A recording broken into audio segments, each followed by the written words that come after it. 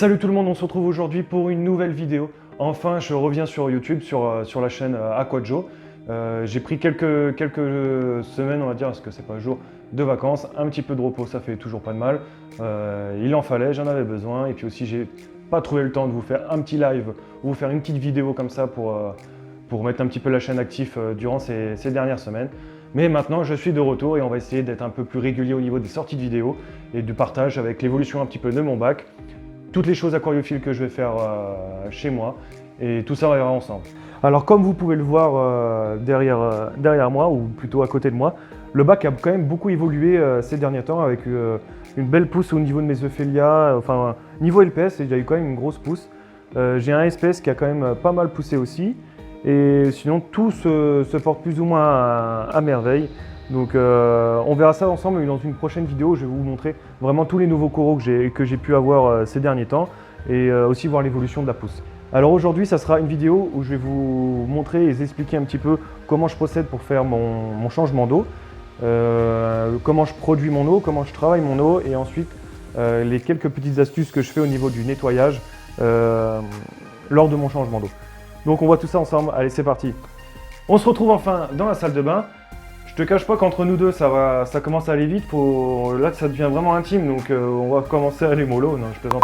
Je vais vous montrer comment j'ai pu optimiser le maximum de la place au niveau aussi esthétique, facile utilisation et aussi, ben voilà, on va pas se cacher, on a quand même la problématique entre guillemets du conjoint ou de la conjointe, que l'aquariophilie, que ce soit marine ou autre, eau douce ou exotique. Bah, ça prend de la place, on a besoin de place pour ranger un petit peu les bidons, les seaux, etc.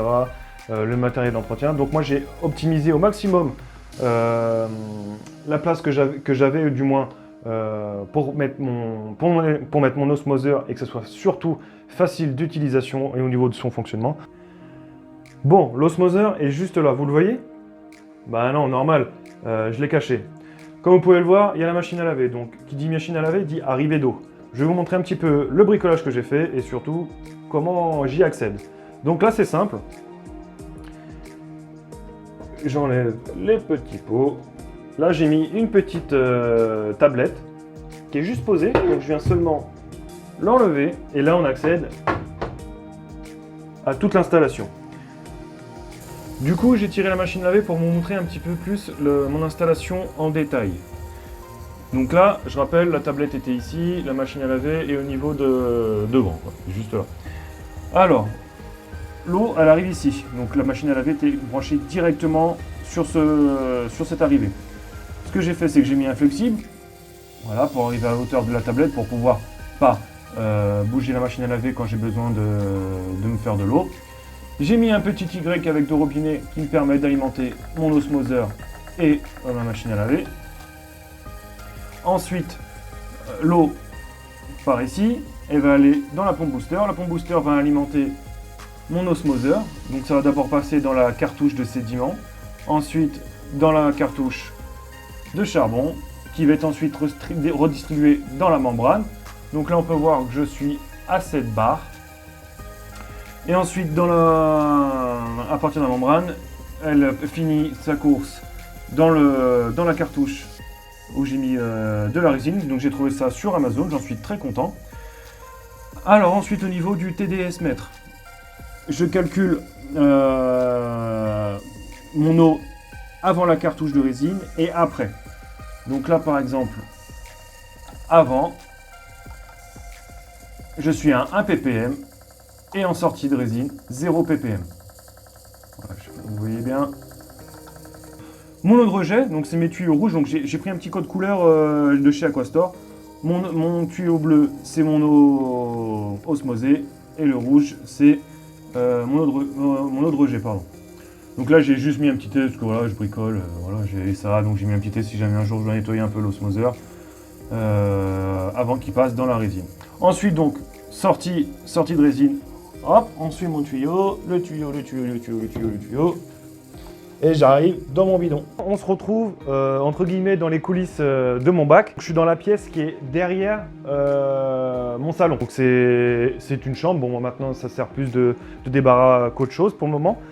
Du coup, entre guillemets, je peux stocker un peu toutes mes bricoles et un peu mon bazar. Donc c'est un peu le bordel, c'est vrai qu'il faudrait que je range un petit peu, que je trie, il y a des choses qui n'ont pas l'utilité d'être ici, et ce qui pourrait arranger un peu le désordre.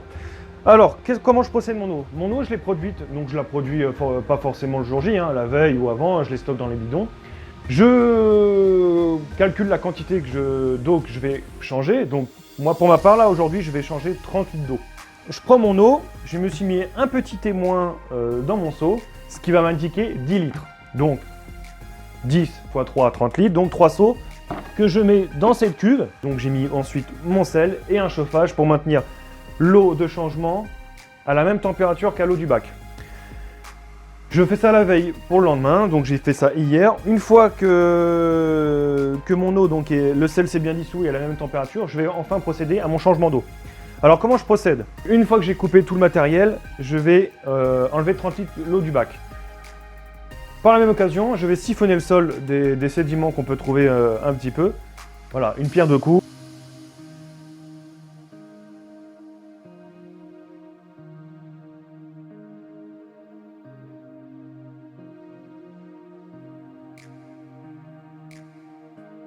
Là, le changement d'eau a été effectué. J'en profite par la même occasion de me faire un ajout de bactéries. J'ai commencé à ajouter du Carbacter de chez Thunes. Donc Thunes préconise par rapport au volume de mon bac 5 ml les 2 premières semaines, donc une fois par semaine. Et ensuite 1,25 ml toutes les semaines. Alors pour ma première impression, je trouve que c'est pas mal. En plus c'est livré avec une petite cuillère mesureur. Donc il suffit juste de lire la notice. Il préconise aussi de couper l'écumeur pour vraiment que les bactéries aillent dans les pierres vivantes et dans votre système de filtration pour coloniser si vous avez du Cyporax, du Micromex, enfin toutes ces choses-là. Donc c'est plutôt intéressant je trouve, donc je vous dirai si dans les semaines à venir, dans les mois à venir, si je vois une évolution. En tout cas, ça a été un plaisir de faire cette vidéo avec vous. J'espère que tu as kiffé la regarder. En tout cas, moi j'ai kiffé de vous montrer comment je fais mon petit changement d'eau dans mon bac. Je vous dis à très vite pour de nouvelles aventures. N'oublie pas, si tu es nouveau et que tu découvres la chaîne, de t'abonner, de cliquer sur la petite cloche afin de recevoir les notifications pour voir les nouvelles vidéos qui sortent sur la chaîne. Mais un petit pouce bleu, ça me permet de soutenir et surtout de me motiver à faire des vidéos. C'est vrai que là, ça faisait 2 mois que j'ai pas fait de vidéo avec vous. Mais ça y est, maintenant, j'ai envie de me relancer là-dedans et puis vous voir un petit peu l'évolution des coraux. Les coraux ont poussé, on verra tout ça dans une nouvelle vidéo. En tout cas, moi, je te dis à très bientôt.